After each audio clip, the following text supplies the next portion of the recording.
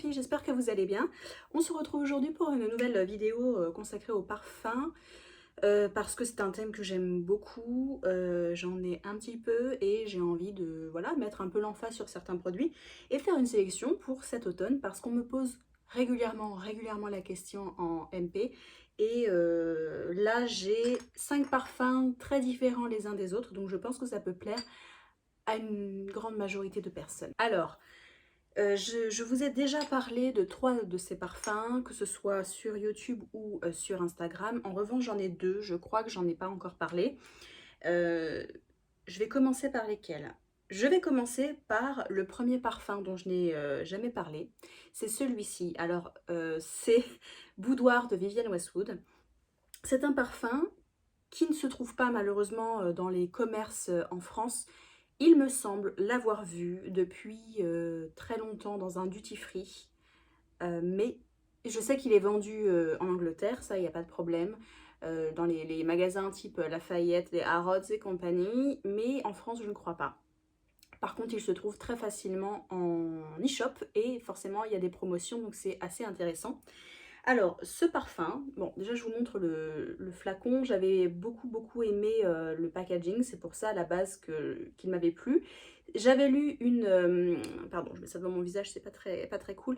J'avais lu en fait une description il y a au moins 6 7 ans sur un blog, des parfums un peu méconnus en France et qui étaient de petits trésors olfactifs. Et je me suis dit, il faut absolument que j'aille le sentir. Donc je l'avais commandé, il me semble, sur un Marionneau, mais il y a de ça 7 8 ans. Et franchement, la description que j'en avais lue, et quand je l'ai reçu, je l'ai testé, je dis oui, absolument, il me plaît. Alors, c'est un parfum qui fait partie de la catégorie florale, c'est un ambré floral.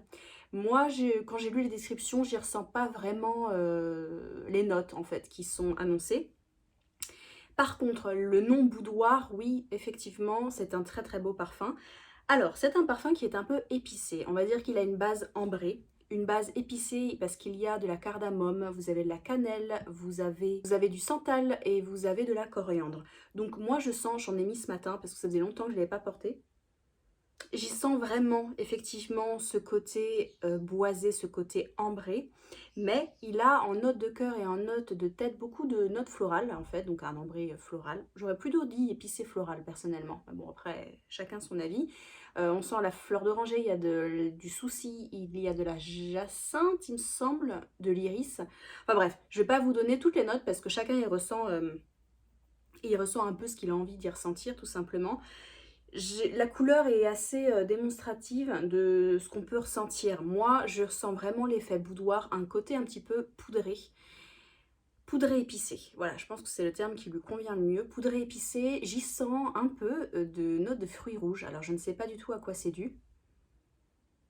J'y sens comme un côté, un tout petit côté grenadine qui me fait penser au parfum classique Eau de Parfum de Jean-Paul Gaultier, donc la version rose que je vais vous mettre à l'écran et que j'aime beaucoup.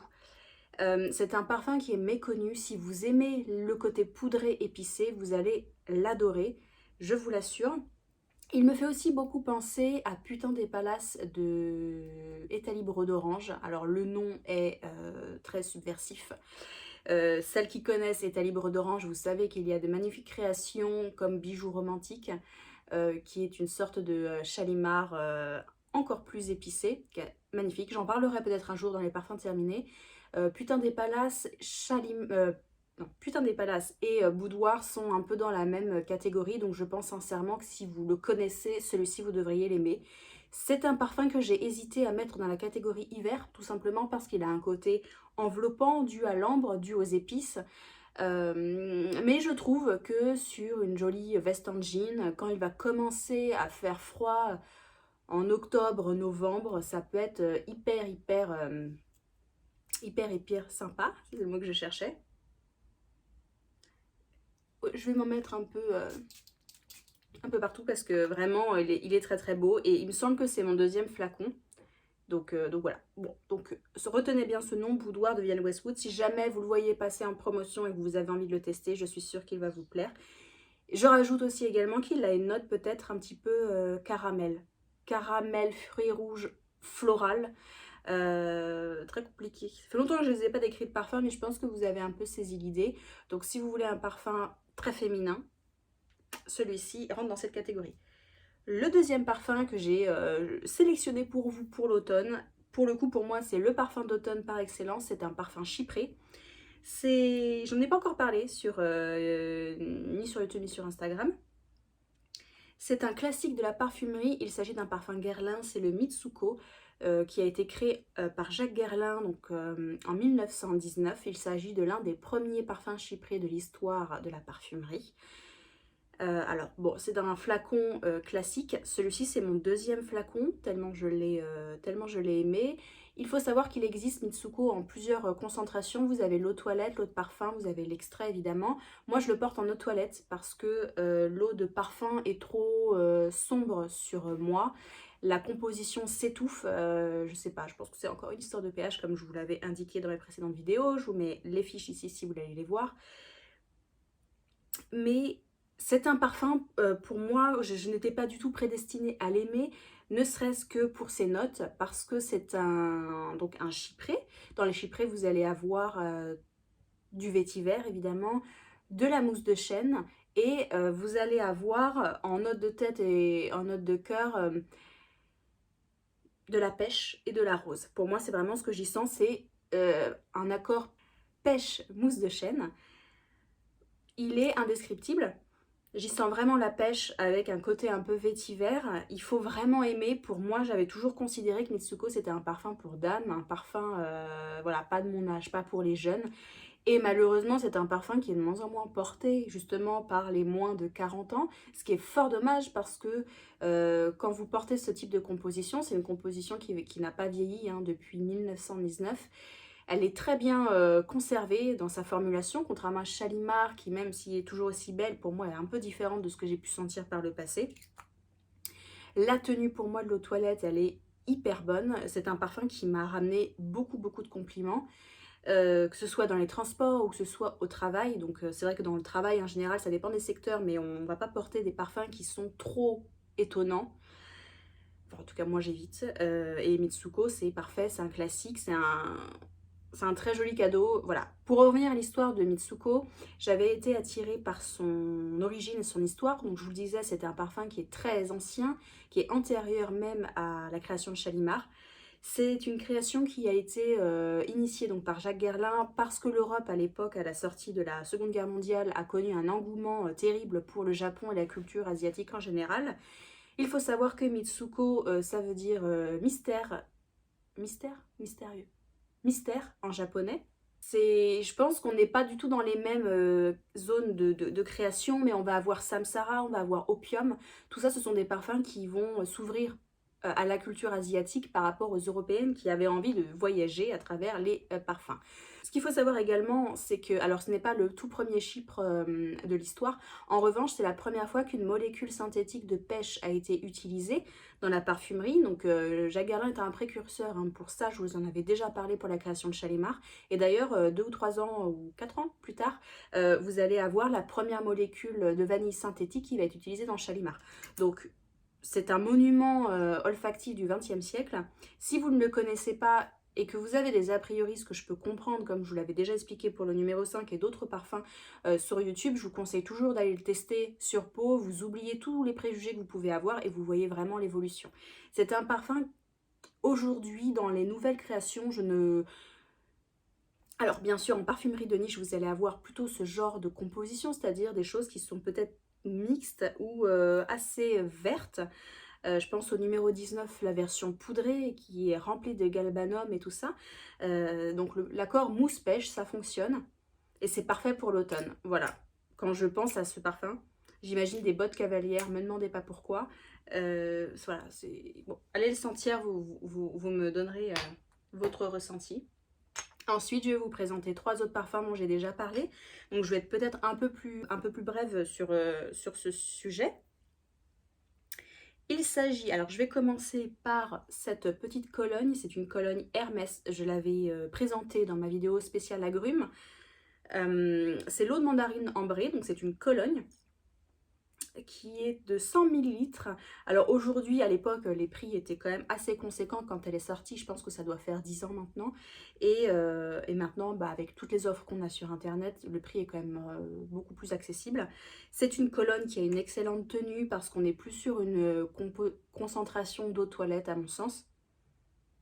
C'est une eau de Cologne donc à la mandarine ambrée. Vous avez forcément, quand vous ouvrez le flacon, c'est ce que je vous disais déjà, on a la sensation de sentir, quand on ouvre une clémentine ou une mandarine, vous avez des petites gouttes qui vous tombent, sur le nez, ça vous éclabousse d'agrumes, de fraîcheur.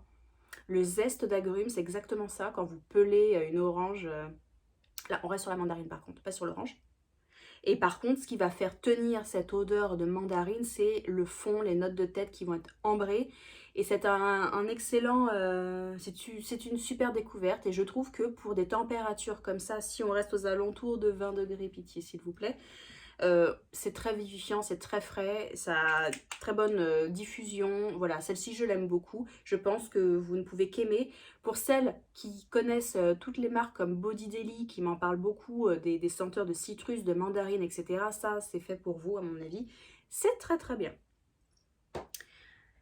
Ensuite, je vais vous parler très vite fait de ce parfum qui est pour moi un parfum d'automne, automne-hiver, voire printemps. Printemps aussi, ça lui correspondrait très très bien. C'est l'Original Musk de Kiehl's. Donc c'est le parfum le plus puissant et le plus musqué forcément de ma sélection. C'est mon 3e ou 4e flacon, j'en ai déjà un d'avance. Je pense que vous voyez, voilà, j'en suis ici. Je sais que pas mal d'entre vous l'ont découverte suite à ma vidéo et j'en suis vraiment ravie. Je sais que vous l'aimez beaucoup. En plus, j'ai pas eu de retour du type non, ça me correspond pas du tout.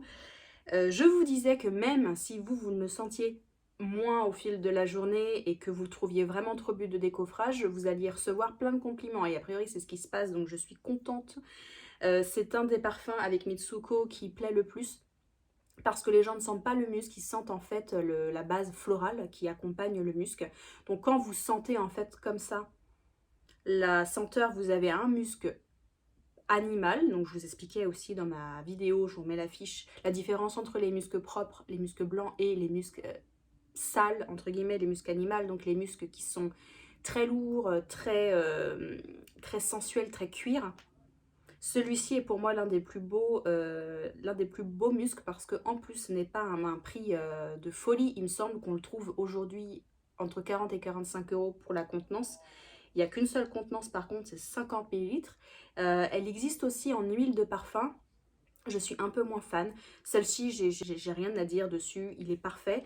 Alors, en fait, Kiehl's a joué sur son côté apothicaire parce qu'elle explique que c'est une formule qui aurait été redécouverte dans les années 1920 par ceux qui tenaient à l'époque Kiehl's et qui du coup ont remis la formule à l'ordre du jour et on en fait un parfum, voilà, un parfum super.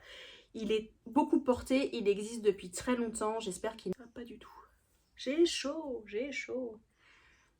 J'espère qu'ils ne vont pas du tout le discontinuer. Et pour info, la dernière fois où j'en ai parlé, il y avait une promotion chez Kiehl's et j'avais acheté du coup le gel douche et le lait pour le corps parce que les trois combinés, vous êtes une déesse de la sensualité. Je pense que sur un homme, ça doit être pas mal non plus. Mais en tout cas, voilà, celui-ci toute l'année, pas l'été, parce qu'à mon avis l'été ça doit être assez fort. Mais là c'est parfait. Automne-hiver, dès qu'il fera moins chaud, c'est parfait. Le dernier parfum que je vais vous présenter, c'est l'un des parfums que j'ai découvert le plus récemment. C'est un parfum Chanel qui fait partie de la catégorie des colognes de voyage. Il me semble que c'est ça, des eaux de voyage pour être exact. Je l'ai découvert complètement par hasard à la Samaritaine, il y a juste avant l'été. À la base, j'étais partie pour découvrir Paris-Venise, que j'ai trouvé beaucoup trop sucré pour moi, beaucoup trop amande, amaretto. Finalement, avec du recul, ça ne me convient pas du tout. En revanche, j'ai senti complètement par hasard ce Paris Deauville et complètement transportée par cette senteur.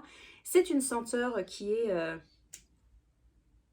aromatique et agrume, c'est-à-dire qu'on a un mélange de citron, beaucoup de citron et beaucoup de basilic.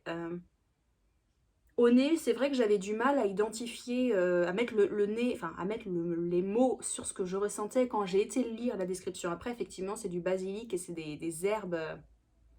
Voilà, j'en ai fait un post sur Instagram, je vous en ai beaucoup parlé en story. Il a une très bonne tenue. Je trouve que pour l'automne, c'est parfait. Vous mettez votre blouson, votre superbe écharpe en voile de cachemire et vous pulvérisez ça dessus. C'est super, c'est super. Quand il va faire 17-18 degrés, c'est parfait. Voilà, donc tous les parfums que je vais vous présenter, je pense que je vais les porter parce qu'il faut que j'en termine au moins un dans ma vie. Ce sera très très bien. Et voilà, donc Paris Deauville, pareil, il existe aussi en gel pour le corps. Voilà, je pense que les deux associés doivent être parfaits. Et je vous expliquais aussi que je mettais la crème pour le corps numéro 5 associée à ce parfum. Les deux se complètent très bien, puisqu'on est quand même dans une même gamme de parfums. Donc voilà. En attendant aujourd'hui, c'est boudoir pour moi. Écoutez, c'était ma petite sélection. J'espère que je vous ai fait découvrir des choses ou que je vous ai donné envie de redécouvrir ce que vous aviez dans vos placards.